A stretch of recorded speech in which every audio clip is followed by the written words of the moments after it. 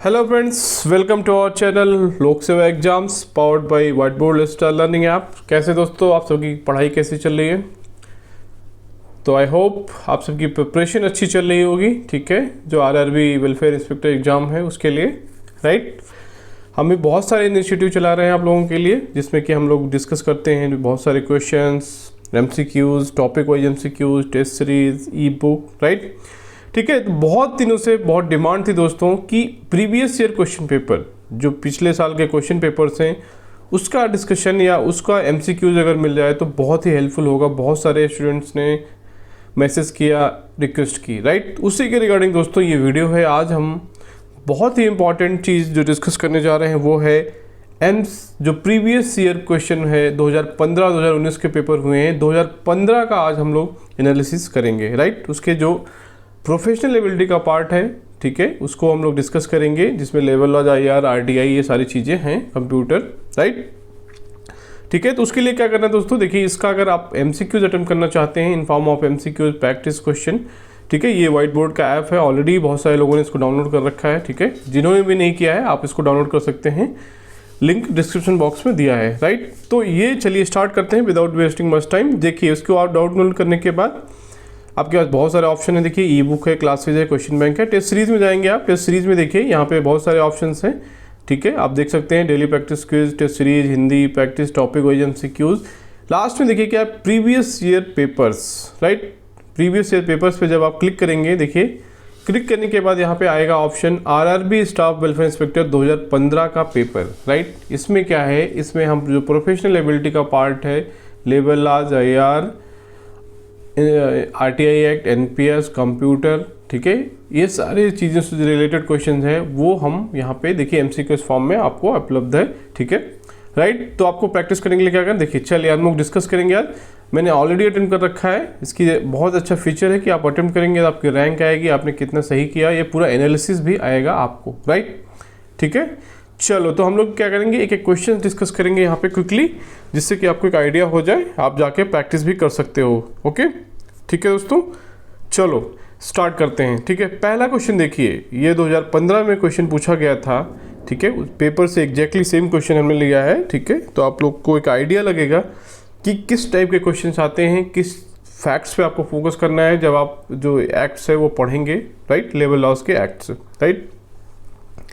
पहला क्वेश्चन देखिए, the trade unions act 1926 legalise the trade union and gives it corporate personality under which section, right. ये पूछ रहा है कि ट्रेड यूनियन अधिनियम जो 1926 किस धारा के तहत ट्रेड यूनियन को वैध बनाता है और उसे कॉर्पोरेट व्यक्तित्व प्रदान करता है, कॉर्पोरेट एंटिटी का दर्जा देता है। ऑप्शन देखिए क्या है, सेक्शन 11, 12, 13, 14।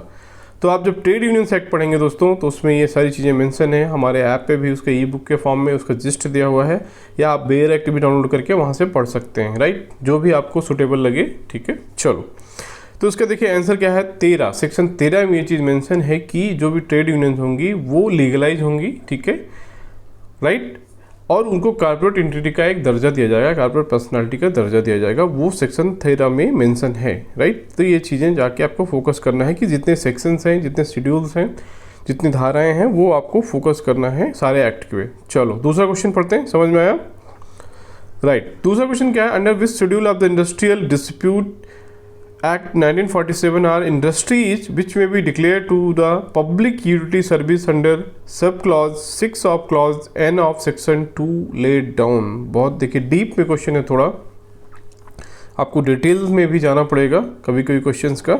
औद्योगिक विवाद अधिनियम 1947 की जो सूची है उसमें धारा 2 के खंड N के उपखंड 6 के अंतर्गत सार्वजनिक उपयोगिता की सेवाएं घोषित किया जा सकता है कि निर्धारित किया गया है। ठीक है, किस शेड्यूल में ये चीज़ें जो है पब्लिक यूटिलिटी सर्विसेज किसी इंडस्ट्री को घोषित किया जा सकता है, सिंपल सा इसका मीनिंग ये है, राइट।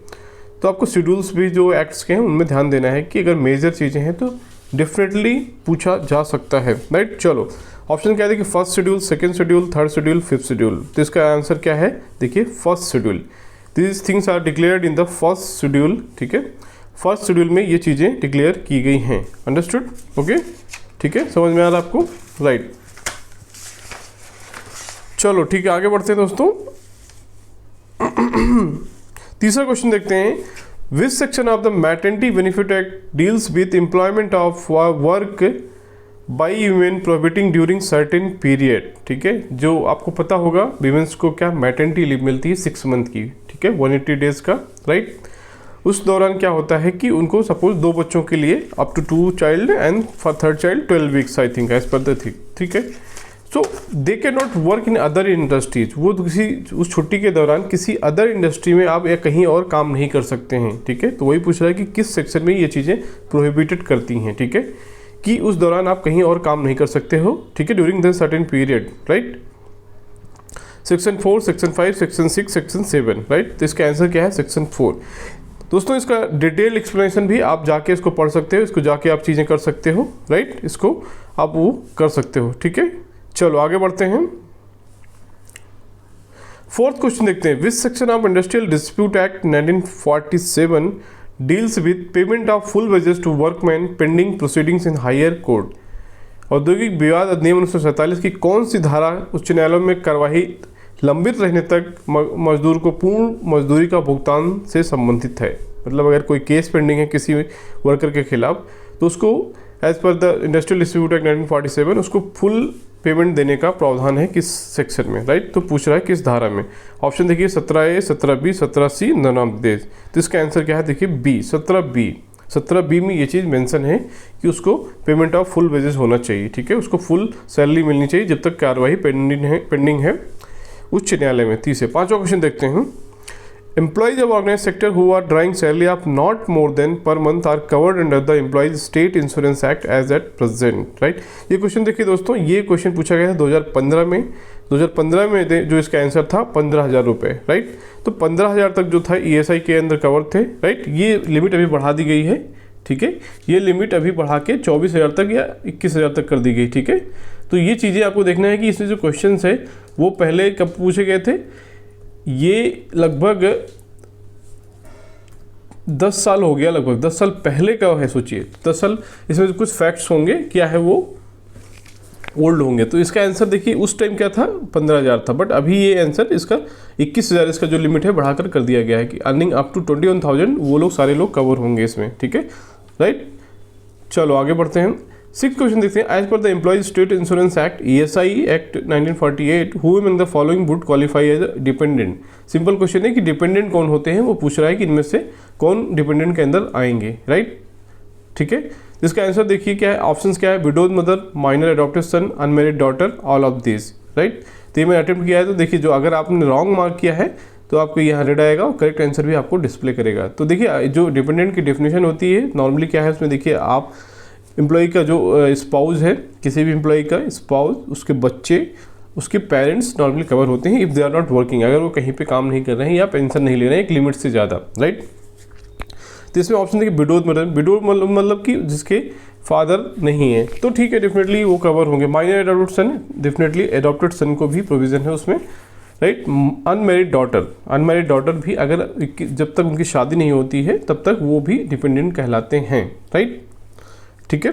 तो ये सारे हैं ऑल ऑफ दिस। तो इसका आंसर क्या हो जाएगा? ऑल ऑफ दिस, सारे डिपेंडेंट की कैटेगरी में आते हैं। 7वां क्वेश्चन देखते हैं। Prohibits discrimination in fixing salary to men and women engaged in the work of similar nature. समान प्रकृति के कार्य में लगे पुरुषों और महिलाओं के वेतन निर्धारण में भेदभाव को प्रतिबंधित करता है कौन सा act? Option minimum wages act, payment of wages act, payment of subsistence allowances act, equal remuneration act 1976। तो आपको पता है कि नॉर्मली किसी भी इंडस्ट्री में ये रूल है कि आप समान काम के लिए, समान नेचर के जो वर्क हैं उसके लिए महिला और पुरुष में कोई सैलरी में कोई भेदभाव नहीं कर सकते, ठीक है।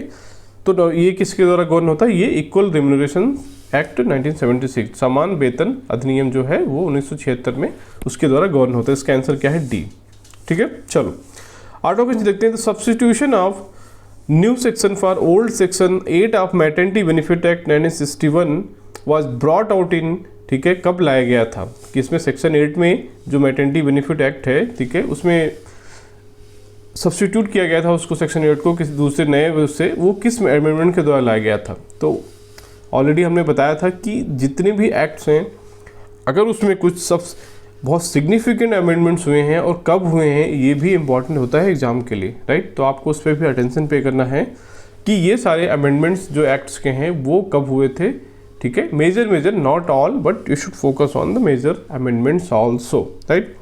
तो देखिए इसके ऑप्शंस क्या थे, मैटरनिटी बेनिफिट अमेंडमेंट्स एक्ट 2006, 2007, 2008, 2009। इसका आंसर क्या है 2008 सी। मैटरनिटी बेनिफिट अमेंडमेंट्स एक्ट 2008 में ये सेक्शन 8 को क्या है सब्स्टिट्यूट किया गया था, राइट। तो इसका आंसर क्या हो जाएगा सी। As per the maternity, ninth question, as per the maternity benefit act, which of the following does the term child not include? ठीक है, मैटरनिटी बेनिफिट एक्ट में क्या क्या चीज़ प्रावधान हुए, उसमें देखिए उसमें जो प्रावधान दिए गए हैं लाइक कि जो भी वर्किंग वीमेन है अगर वो प्रेग्नेंट है तो उसको बहुत सारे उसमें बेनिफिट्स रहते हैं, लाइक उसको मैटरनिटी लीव मिलेगा 180 डेज़ का, राइट। और उसमें उसको चाइल्ड को भी कौन कौन से 2 चाइल्ड तक मिलता है, उसका डेफिनेशन है 2 चाइल्ड और तीसरे के लिए हाफ मिलती है, राइट। तो उसमें क्या पूछ रहा है कि कौन कौन से चाइल्ड के अंदर कवर होते हैं, तो ए मेल चाइल्ड आपको पता है, मेल या फीमेल हो दोनों कवर होंगे, स्टिल बॉर्न चाइल्ड नहीं होगा, राइट। वो लिविंग बर्थ होना चाहिए, then it will be considered as a child only. तो मेल चाइल्ड, फीमेल चाइल्ड और या स्टिल बॉर्न, तो स्टिल बॉर्न इसमें शामिल नहीं होता, still born child, right.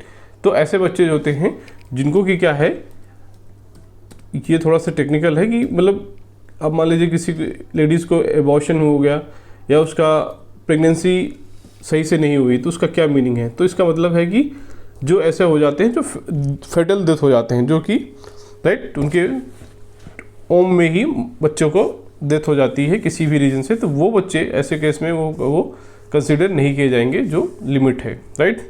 I hope ये अंडरस्टूड। चलो 10वां क्वेश्चन देखते हैं, 10th question. Every employee shall be entitled to be paid by his employer in an accounting year bonus in accordance with the provisions of the act, provided he has worked in an establishment for not less than working days in that year। ठीक है, तो ये क्या पूछ रहा है कि every employee shall be entitled to paid by his employer in accounting year bonus। आपको पता है किसी भी फैक्ट्री में जो लोग काम करते हैं वो उसमें बोनस मिलता है, राइट। तो उनको बोनस मिलता है, ठीक है। तो लेकिन उसमें कुछ लिमिट रूल है कि अगर आपने जो उस ईयर में अकाउंटिंग ईयर कब से स्टार्ट होता है आपको पता है, accounting year will be starting from 1 April to 31 March. तो उसमें मिनिमम कुछ दिन आपको काम किए हैं तभी आप एलिजिबल हैं बोनस के लिए। तो वही पूछ रहा है कितने दिन मिनिमम, तो ऑप्शन देखिए 30, 240, 160, 190, ठीक है। तो इसका आंसर क्या होगा दोस्तों, इसका आंसर देखिए क्या है, इसका आंसर है यहाँ पे थोड़ा सा मिस्टेक है, इसका आंसर ए है एक्चुअली, ठीक है। 30 दिन मिनिमम काम करना चाहिए, ठीक है। तो इसका आंसर यहाँ पे थोड़ा सा मिस्टेक है, इसका आंसर क्या होगा ए, 30 डेज, राइट।